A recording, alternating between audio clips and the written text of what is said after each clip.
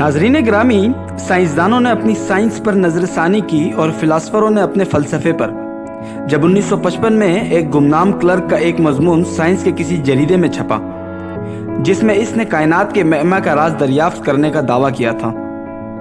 गुमनाम क्लर्क दौरे हाजिर का सबसे बड़ा साइंसदान बना और 20वीं सदी की अजीम तरीन शख्सियतों में शुमार हुआ। बचपन में इस होनहार बरवा के कोई पात चकने नजर ना आते थे। इसके उस्तादों ने कहा कि लड़का ज़हनी तौर पर सुस्त और गैर मजलिसी है, ख्वाबों की दुनिया में खोया रहता है। नाजरीन, कौन जानता था कि इसकी ये दुनिया हमारी हकीकी दुनिया से ज्यादा हकीकी साबित होगी। एल्बर्ट आइंस्टाइन 14 मार्च 1879 को जनूबी जर्मनी के एक शहर उलम में पैदा हुए, मगर इन्होंने अपना बचपन ज्यादातर मेवेंच में गुजारा। बचपन के नाकाबिले फरामोश वाक़यात बयान करते हुए वो बाप के 2 तोहफों का जिक्र करते हैं। पहला 5 साल की उम्र में मिला मकनातीसी कुतुबनुमा और 12 साल की उम्र में मिली ज्योमेट्री की किताब। उन्होंने अपनी माँ से मौसीकी सीखी। कुतुबनुमा ज्योमेट्री और वायलिन के गिर्द ही उनकी सारी जिंदगी घूमती रहती। सितारों की हरकतों में वही रत और लय होनी चाहिए जो वायलिन के सुरों में होती है। आइंस्टाइन के लिए मौसीकी और साइंस एक ही इल्म के 2 पहलू थे। स्कूल में किताबों के सिवा उनका कोई दोस्त ना था। जब वो सेकेंडरी स्कूल में दाखिल हुए तो उनके वालिद को कारोबार के सिलसिले में इटली जाना पड़ा और आइंस्टाइन मेवेंच में और भी ज्यादा अकेले हो गए। 16 साल की उम्र में स्कूल की पढ़ाई खत्म करने के बाद वालिद ने सलाह दी कि फिलासफाराना जहालतों को छोड़कर कारोबार की तरफ ध्यान दो, मगर बच्ची की जिद से मजबूर होकर बाप ने इसे रियाजी की तालीम हासिल करने की इजाजत दे दी। ज़ेवरिज की पॉलीटेक्निक एकेडमी में उन्हें बमुश्किल दाखिला मिला। वहाँ रियाजी और फिजिक्स के अलावा आइंस्टाइन ने शोपेनहावर और काम के फलसफा डार्विन के इर्तिका और इश्तराकियत की इक्तसादियात का मुताला किया और जोशियम की वायलिन भी सुनी। डिग्री लेने के बाद नौकरी हासिल करने के लिए उन्होंने कई स्कूलों के दरवाजे खटखटाए, मगर यहूदी का लड़का होने की वजह से उन्हें हर जगह मायूसी हुई। आखिर 1905 में आइंस्टाइन स्विट्जरलैंड के पेटेंट दफ्तर में क्लर्क की एक नौकरी हासिल करने में कामयाब हो गए। इसके बाद इन्होंने अपनी एक हमजमाती लड़की से शादी कर ली। दफ्तर के कामकाज के बजाय वो ज्यादातर वक्त सितारों के ख्वाबों और हिसाबी अरबों में खोए रहते। वो फिजिक्स की एक नई थ्योरी बनाने में मशगूल थे। सिवाय अपनी बीवी के उन्होंने इसका किसी से जिक्र ना किया था। बड़ी आजिज़ से आइंस्टाइन ने एक अखबार के एडिटर से दरख्वास्त की कि इसके मजमून के लिए अखबार में कोई जगह निकाली जाए। एडिटर रजामंद हो गया। वो एक तारीखी वाकया बन गया। इसमें कायनात का राज और इससे भी बढ़कर एटम का राज पनहा था। फिलासफरों ने इससे हस्ती का राज तलाश किया। साइंसदानों ने इससे इंसान को कुर्रह जमीन की लाखों बरस की कैद से आजाद करने का राज पाया और जंगबाजों ने इससे नौए इंसान का नाम व निशान मिटाने का राज हासिल किया। आइंस्टाइन ने फिजिक्स पर न्यूटन के 200 साला तसल्लुत को खत्म किया। इन्होंने बिल्कुल इसी तरह नई साइंस की बुनियाद रखी जिस तरह न्यूटन ने अरस्तु का तसल्लुत खत्म करके नई साइंस की बुनियाद रखी थी। अब तक ये समझा जाता था कि मादा की कुल मिकदार मुअय्यन है जिनमें कमी व बेशी नामुमकिन है। आइंस्टाइन ने बताया कि मादा और कुव्वत को बनाया और मिटाया जा सकता है और इन्हें एक दूसरे में तब्दील करना भी मुमकिन है, और इसने इन्हें तब्दील करने का फार्मूला भी पेश किया। इस फार्मूले से सूरज की कुव्वत का राज भी समझ में आया। यही असूल एटम बम बनाने वालों के काम भी आया। यूरेनियम या किसी और गैर मुस्तहकम एटम वाली धात की थोड़ी सी मिकदार के एटमों को तोड़ने से बेअंदाजा कुव्वत पैदा होती है जिसे तबाही के काम में लाया गया। 6 अगस्त 1945 को एक ऐसे ही बम ने जापान के शहर हिरोशिमा में 60,000 अशखास को मौत के घाट उतार दिया था और 1 लाख को नकारा बना दिया था। नाज़रीन, रूस और अमेरिका 100 मेगाटन के तजर्बे कर रहे हैं, जबकि 1 मेगाटन की ताकत जापान पर गिराए गए बम से 1 लाख गुना ज्यादा है। बहरहाल आइंस्टाइन ने मजीद इस दुनिया के अहम राजों से पर्दा उठाना जारी रखा और 1905 में एक बार फिर दुनिया को एक नए नजरिए से देखने पर मजबूर किया जब उन्होंने स्पेशल थ्योरी ऑफ रिलेटिविटी दुनिया को मुतारुफ करवाई। नाजरीन ग्रामी, अब आइंस्टाइन की शख्सियत का सिक्का जमना शुरू हो गया था।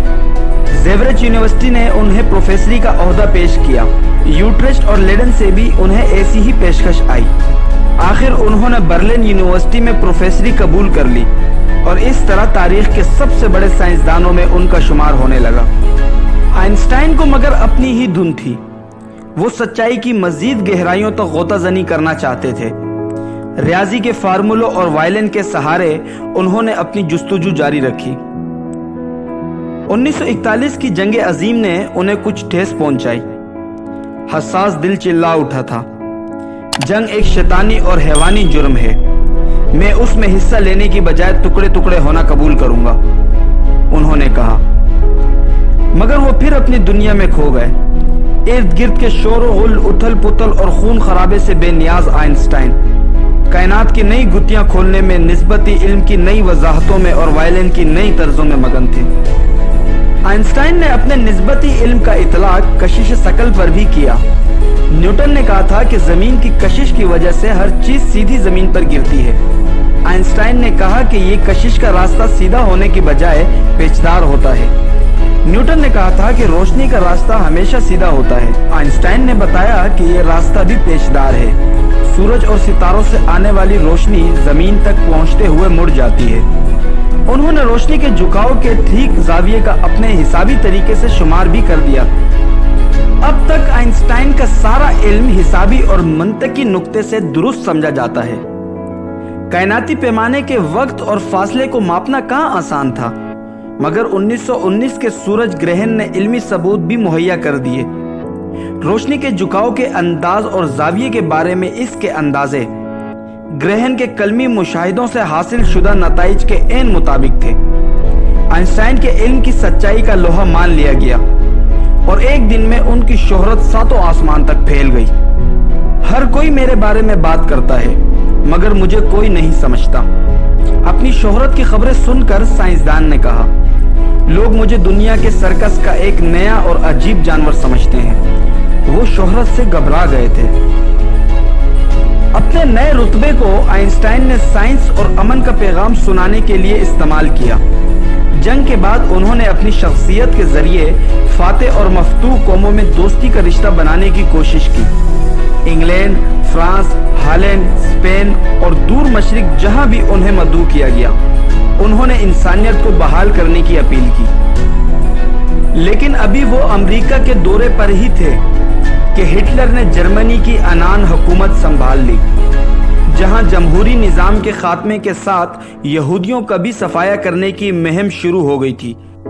آئنسٹائن کا گھر جلا دیا گیا اور اس کے سر کی 20,000 مارک قیمت مقرر ہوئی۔ اپنے وطن کی یہ حالت دیکھ کر انہوں نے امریکہ کی پرسٹن یونیورسٹی کی پروفیسری اور امریکہ کی شہریت قبول کر لی اور علم کی سرحدوں کی مزید توسیع میں مصروف ہو گئے۔ 1950 میں آئنسٹائن نے فزکس کی کشش ثقل، قوت برقی اور مقناطیسی طاقت کی مشترکہ تھیوری شائع کی، جو 24 صفحات کے ریاضی فارمولوں پر مشتمل تھی۔ فزکس کے میدان میں ان کی خدمات کے اعتراف میں انہیں نوبل پرائز بھی ملا۔ اور پھر سائنس کے افق پر چمکنے والا یہ ستارہ آخرکار 18 اپریل 1955 کو دنیائے فانی سے چل بسا۔ ناظرین، البرٹ آئنسٹائن نے اپنی زندگی میں ہی وصیت کر دی تھی کہ میرے جسم کو کسی بھی طرح کے سائنسی تجربے کے لیے استعمال نہ کیا جائے، لیکن ایسا نہ ہو سکا۔ آئنسٹائن کے مرنے کے محض 7 گھنٹوں کے دوران ہی ان کے دماغ کو ان کے جسم سے علیحدہ کر دیا گیا اور ایک ڈاکٹر تھامس ہوری نے موقع دیکھ کر وہ دماغ چرا لیا اور وہاں سے فرار ہو گیا۔ ڈاکٹر ہوری کا کہنا تھا کہ وہ جانتا ہے کہ اسے آٹوپسی کی اجازت تھی اور اس کا خیال تھا کہ دماغ کو بعد میں ریسرچ کے لیے استعمال کیا جائے گا، لیکن بعد میں جب رپورٹرز نے معاملے کی تحقیقات کی تو یہ راز فاش ہوا کہ ڈاکٹر ہوری کو آٹوپسی کرنے یا البرٹ آئنسٹائن کا دماغ نکالنے کی اجازت کسی نے نہیں دی تھی۔ اور جب آئنسٹائن کے بیٹے ہینس آئنسٹائن نے ڈاکٹر کو دماغ واپس کرنے کو کہا تو جواباً ہوری نے ہینس آئنسٹائن سے التجا کی کہ دماغ پر کی جانے والی پوری ریسرچ مکمل طور پر سائنس کی خدمات کے لیے ہوگی، لہٰذا یہ دماغ اسی کے پاس رہنے دیا جائے، اور دماغ واپس کرنے سے صاف انکار کر دیا، جس کے نتیجے میں ہوری کو پرسٹن ہسپتال کی نوکری سے فارغ کر دیا گیا۔ اور بالآخر 2005 میں در بدر بھٹکنے کے بعد جب آئنسٹائن کی 50ویں برسی تھی تو 92 سالہ ہوری نے اپنے ایک انٹرویو میں اس دماغ کی تمام معلومات دی اور تقریباً 50 سال بعد اس دماغ کو منظر عام پر لے آیا، اور پھر جب 5 اپریل 2007 کو ہاوری چل بسا تو اس کے ورثہ نے تمام چیزیں، جن میں آئنسٹائن کے دماغ کے بقیہ ٹکڑے بھی شامل تھے، واشنگٹن کے نزدیک میری لینڈ میں نیشنل میوزیم آف ہیلتھ کو دے دیے، جس میں مکمل دماغ کی لی گئی 14 تصویریں بھی شامل تھیں۔ ناظرین، جب سائنسدانوں نے اس دماغ کی جانچ پڑتال کی تو خاص نتائج سامنے نہ آئے، البتہ یہ حقائق ضرور سامنے آئے کہ آئنسٹائن کے دماغ میں ایک عام انسان کی نسبت 17% زیادہ نیورونز تھے، جو ان کے دماغ میں زیادہ پیغام رسانی کرتے تھے۔ دوستو، ہمیں امید ہے کہ آج کی یہ ویڈیو آپ کو بہت پسند آئی ہوگی۔ ویڈیو پسند آنے کی صورت میں اس کو لائک کر کے چینل کو سبسکرائب کریں تاکہ مزید نئی آنے والی ویڈیو آپ تک بر وقت پہنچتی رہے۔